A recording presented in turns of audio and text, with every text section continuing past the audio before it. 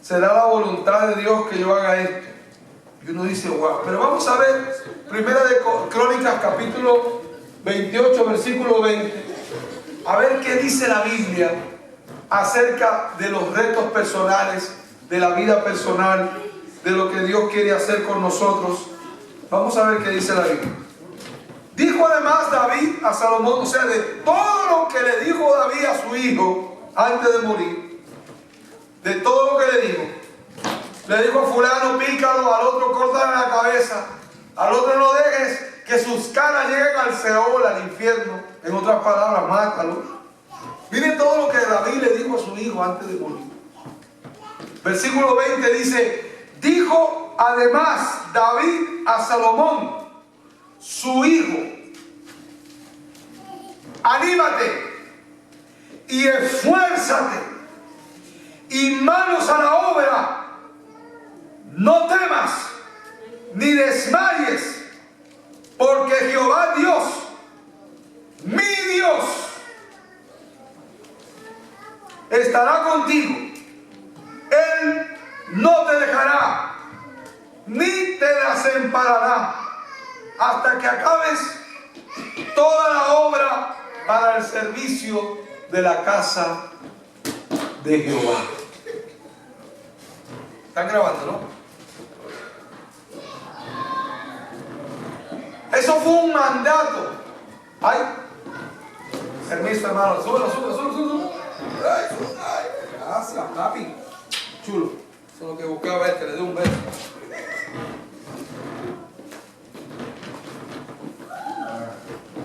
Yo quiero que usted sepa, amados hermanos, que la vida, como dije el domingo, volver a empezar es un reto tremendo. Pero aquí nosotros tenemos algo muy especial, es que Dios está de nuestro lado. Amén. No importa.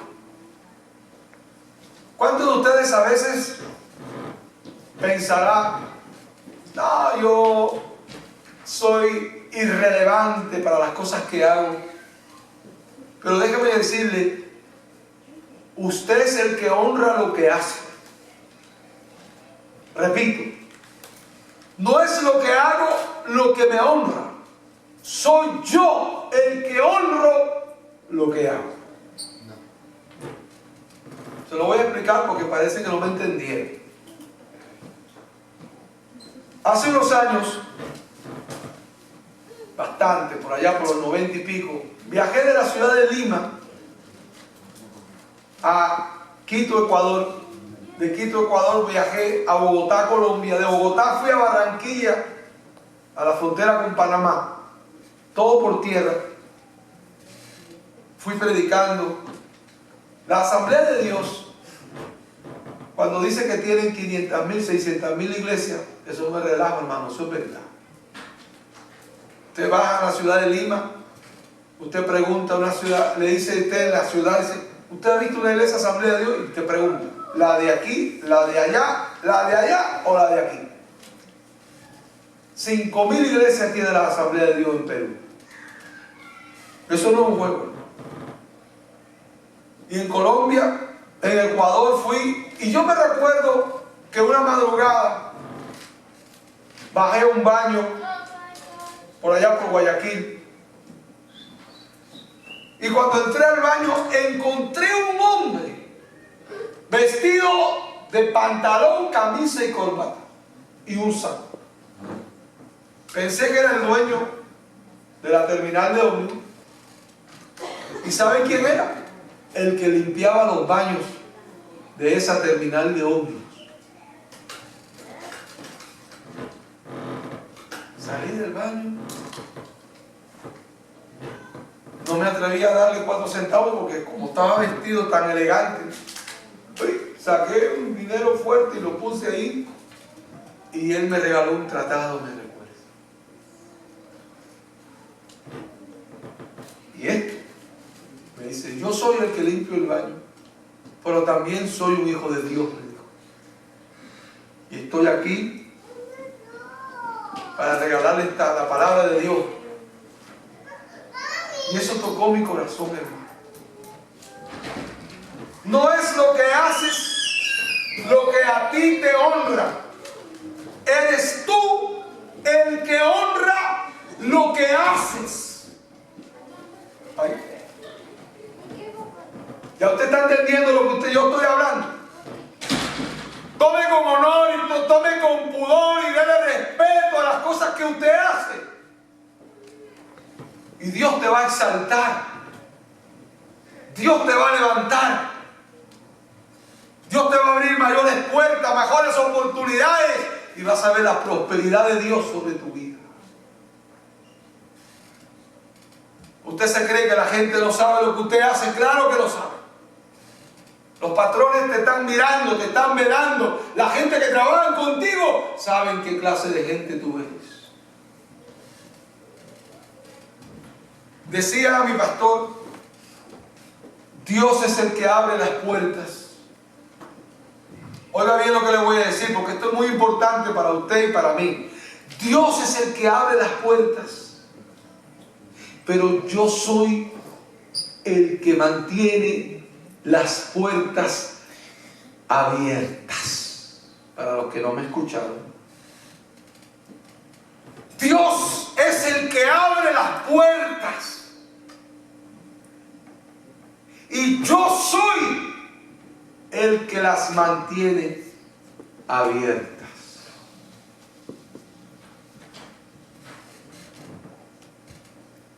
A veces Dios nos pone en gracia y nos abre y nos da una manito. Mi pastor, cuando yo llegué aquí, me llevó a las asambleas de Dios, me presentó, pero nada más, él se volvió a su iglesia y yo tuve que hacer lo demás.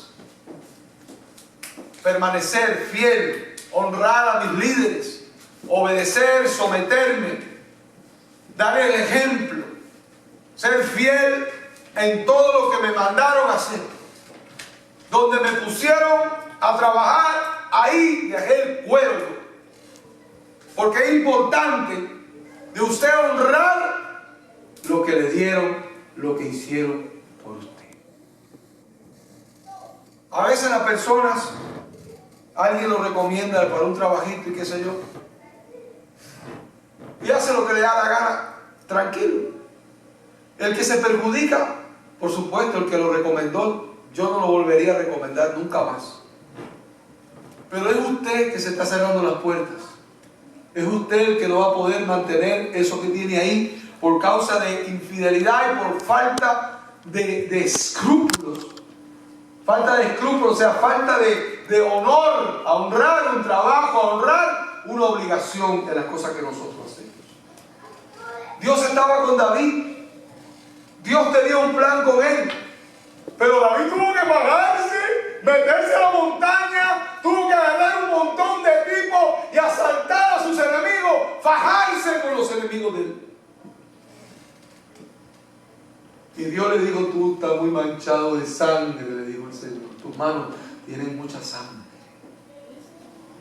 Tú no me puedes construir un templo. Tus manos están manchadas de sangre. Dios había usado a David de una forma impresionante, pero él estaba manchado de mucha sangre. No, eso es otro tema, porque a veces nosotros pensamos y metemos a Dios en una cajita de fósforos. Allá en mi pueblito donde yo estaba, los hermanos saltaban 3 veces y caía el Espíritu Santo. Yo fui a un lugar que decía, hay que levantar la mano izquierda para que el Espíritu Santo... No, hermano, que Dios no obedece. Nadie tiene la llave del Espíritu Santo.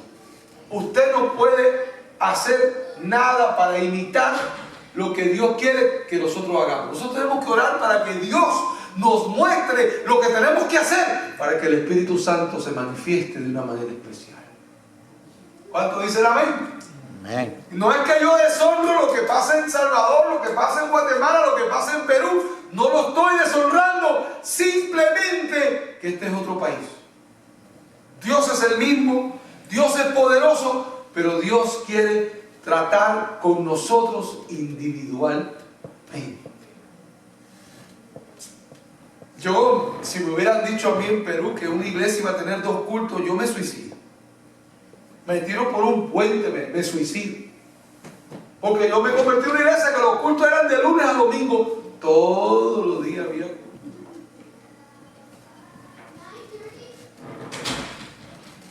No voy a entrar en más detalles pero nosotros estamos en este lugar, tenemos este espacio, pero mi oración es que Dios nos dé un local propio, donde podamos desarrollar un instituto bíblico, un instituto de música, donde podamos desarrollar una escuela de inglés, enseñarle oficios a las personas, computadora a la gente, por supuesto el evangelio y todo lo demás, el food pantry, que es un ministerio muy lindo que el Estado le da a la iglesia la comida para regalársela a los pobres.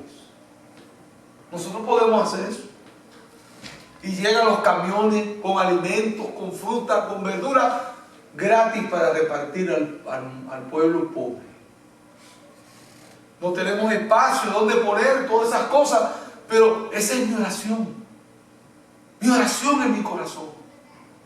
La iglesia tiene la oportunidad de ser un ente de bendición a la comunidad. Déjeme decirle algo más. La oración puede cambiar aún la vida de cualquiera. Pero aquí hay una clave muy importante para lograr los objetivos que Dios traza para la vida de cualquiera de nosotros. Anímate y esfuerza. Mire el hermano que está a su lado y dígale: anímate y esfuerza. Ay, Dios mío, si usted supiera cómo estoy yo. Estoy más apretado que un plátano majado, muchacho. Y aquí la palabra dice: anímate y esfuerza. O sea, aunque te encuentres cansado, te encuentres triste, te encuentres atribulado, anímate. Mañana puede ser un día mejor. Mañana puede haber algo mejor para mí. Y voy para adelante. Es para adelante y para adelante y para adelante. Anímate y esfuérzate. Bueno, después que te dice anímate y esfuérzate, sigue diciendo: y pon manos a la obra. O sea que hay que trabajar animado y esforzado. Haga más de lo que hacen los demás. A mí no me mandaron a hacer esto. Eso no me corresponde. Eso no me toca. Esa es la palabra del mediocre. El mediocre nunca quiere ir un paso más allá. Pero la persona que tiene una aptitud, un ánimo, un esfuerzo, ansias de crecer y de echar para adelante, ¿qué más hay que hacer? Aquí estoy. Eso no es más. Vamos para adelante. A trabajar. Oiga, dice: wow, pero qué ánimo tiene esta persona. Cuando viene a ver, la persona empieza a crecer. Alguien hizo un comentario sobre la vida de José. Pero usted y yo sabemos que es imposible que un preso tenga la llave de la prisión. ¿Qué fue lo que el hombre vio en José para hacer una cosa tan loca como esa? Lo vio animado, lo vio esforzado, lo vio honesto, lo vio limpio, lo vio que tenía condiciones, y él descubrió que lo que habían dicho de él era mentira. Mire, hermano, cuando usted tiene un buen carácter, un buen testimonio, cualquiera levanta un bochinche, no se lo cree. Nada. Y el que estaba a cargo de la prisión, ten cuidado, ese le quiso tumbar la mujer a Potifar. Pero el jefe de la cárcel habrá dicho: pero eso no es lo que yo he visto aquí. Ese hombre no es lo que dicen por ahí. O sea que José contrarrestó la difamación, contrarrestó lo malo que le había pasado. No lo hizo bebiendo, emborrachándose, criticando, hablando mal de Potifar, diciendo que la mujer de Potifar era una pirufa, que no valía nada. Es lo que hizo él. Yo voy a demostrar quién soy yo. Yo voy a demostrar lo que yo soy. Lo hizo y lo consiguió. Qué tremendo, hermano. Llega el copero, llega el panadero y los rumores de los presos. Aquí hay uno que tiene revelación. ¿Cómo? Dios le muestra lo que va a pasar. Debe decirle, hermano, cuando usted más se acerca a Dios, más se parece a Él. Y la gente al final tiene miedo. A mí en mi trabajo, porque yo trabajé en el gobierno y trabajé con los empleados, yo fui ingeniero de base, fui supervisor y después fui parte del Ministerio de Agricultura. Y estaban en la pachanga, en la fiesta, y cuando entraba, dice, mira, entró el pastorcito. ¡Pla, pla, pla, pla, pla! Sonaban las botellas. Le daba vergüenza. Yo nunca he creído en la hipocresía, en la santurranería. Porque yo no creo que yo debo ofender y atacar a nadie. Pero sí creo que la santidad ofende a la gente. Repito, la santidad ofende a la gente. Cuando una persona es de carácter, una persona es íntegra, una persona muestra su calibre, la gente lo respeta. No, tranquilo, que este no anda en eso. Déjalo quieto. Eso no lo debe. Y yo creo que el Evangelio no solamente se predica, que eso es uno a veces de los problemas, la gente dan testimonio y hablan, pero yo creo que lo que hacemos grita tan alto que lo que decimos no se oye. Ay, no me escucharon. Para colmo no tengo al técnico hoy. Lo que hacemos grita tan alto que lo que decimos no se oye. Quiere decir que no es hablar, es hacer. ¿Qué hace la diferencia en la vida de nosotros? Porque Jehová Dios, mi Dios, repito, porque Jehová Dios, mi Dios. ¿Por qué la pastora dijo no se pierde un culto? Porque es triste que yo esté diciendo aquí, usted se recuerda cuando Dios dijo tal cosa, yo no estaba ahí. ¿Y a dónde tú estabas? Ay, varón, estaba terminando la novela. Perdón, déjame dar un rewind. Ay, no, pastor, ¿cómo usted me va a decir una cosa como esa? No, que vino Juan Agallo de Guatemala. Y yo no pude venir, pastor. Con todo respeto. ¿Hay algún guatemalteco que tenga mayor honor que Jesucristo? Dígamelo, no, levante su mano. Ninguno. Ni en El Salvador, ni en Perú, ni aquí en Estados Unidos. Nadie tiene el honor que tiene Jesucristo.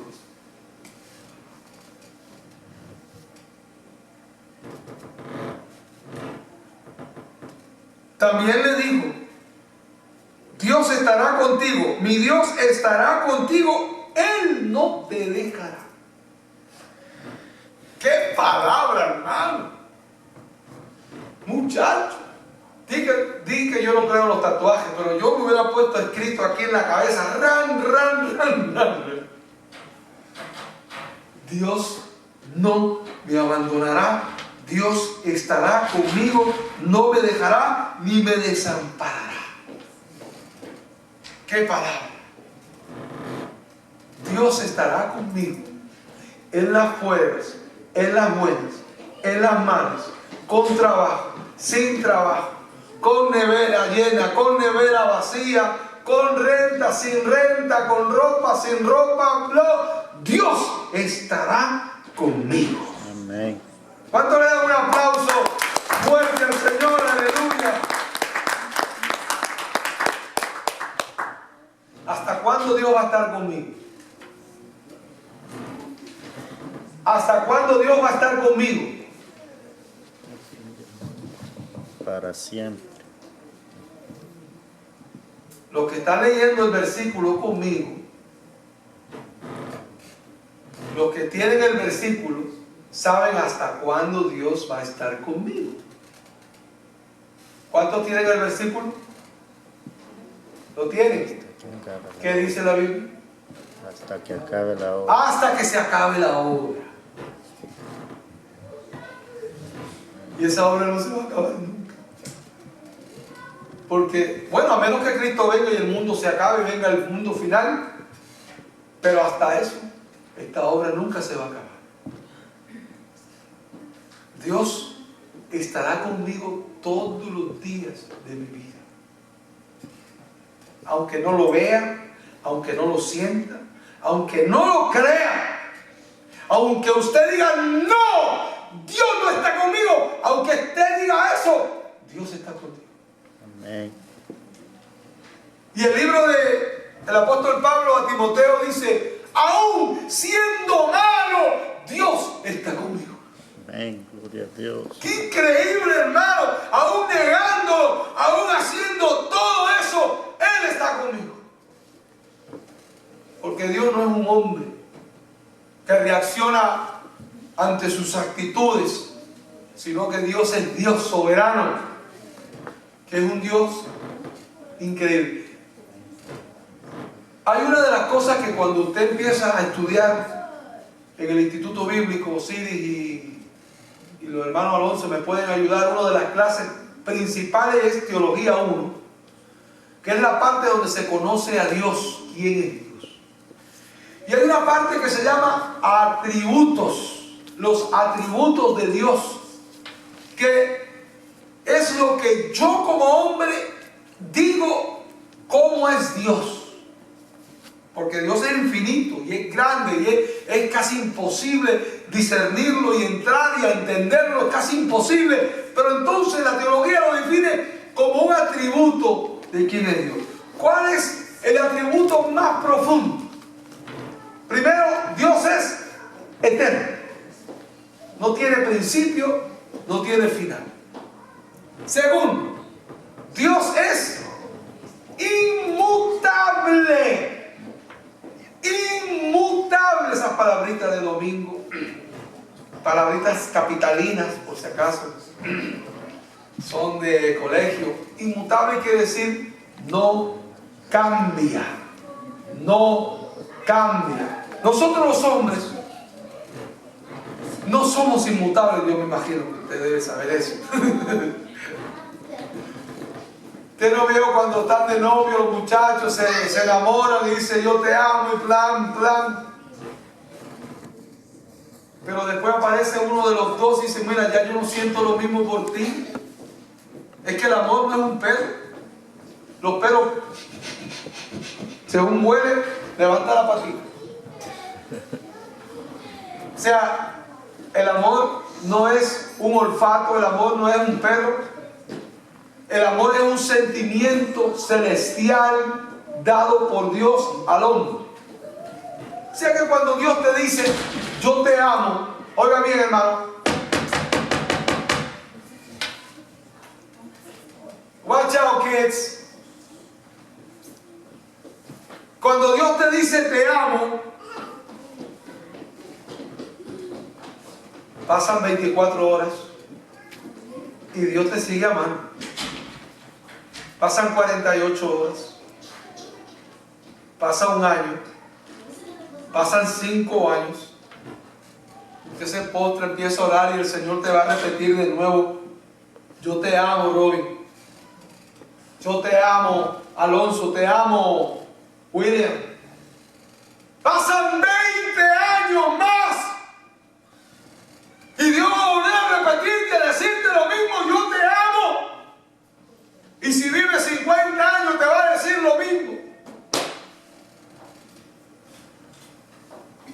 nosotros lo somos. El día de la boda, ¡ay! Yo te amo, muchacho. El día de la boda, al año. Si hubiera sabido, muchacho. Me acuerdo en mi país, no, aquí en el Bronx. Se casó una amiga mía, se casó. Se fue de luna de miel, llegó de la luna de miel y va a un vago de un muchacho y le pregunta al marido y le dice, oye, ¿y cómo te fue, brother?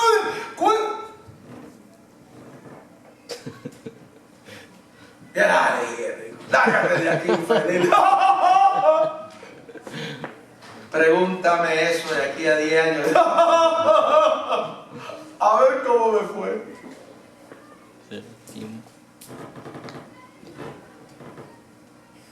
Eso es terrible cuando uno de los dos de la pareja le dice uno al otro, yo quiero un espacio. Eso es terrible. Yo conozco parejas que llevan 20 años durmiendo en cuartos separados. Para mí son dos inquilinos en la misma casa. O sea que viven una fachada, viven una mentira. Eso es un show nada más. Por la apariencia, ¿qué van a decir? Yo que vengo de un pueblo conservador, muy religioso, pero tiene un infierno en la casa. Este no es un día de hablar de la familia, pero ¿sabe lo que pasó? El amor salió por la ventana hace rato. Tenemos que entender. Yo sé que el amor tiene que ser recíproco. O sea que para usted enamorarse tiene que estar el otro también. No puede ser yo te amo. No. Yo he escuchado hombres que dicen, no, yo amo a fulana, y la fulana no siente nada por ti, arranca que no hay nada para ti. ¿Está entendiendo? O sea, eso tiene que ser recíproco para que pueda haber un funcionamiento y esa palabra se mantenga. No, usted no es Dios, yo no soy Dios, pero usted tiene que aprender a ser un hombre de palabra. Si usted le da una palabra a una mujer, usted tiene que morirse en esa palabra. A menos que ella lo rompa y se vaya, ya pues, esos son otros 5 pesos. Pero usted como hombre tiene que tener los pantalones para sostener su palabra.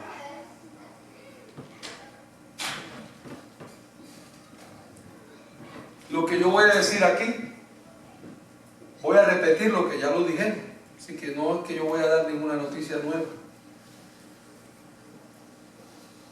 No sé si, bueno, cuando hubo el revolú de los niños, mi esposa se sentó a hablar conmigo y me dijo, ¿sabes qué, Martín? Este revolú es mío. Y como la cosa se puso tan caliente, me dijo, si tú te quieres ir, yo te compré.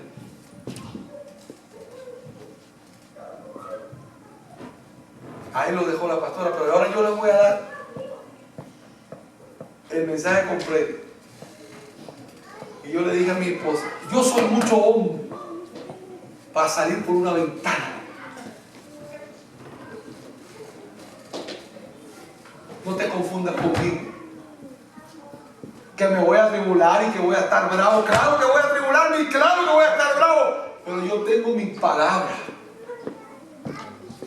Y eso es lo que hace un hombre con palabra,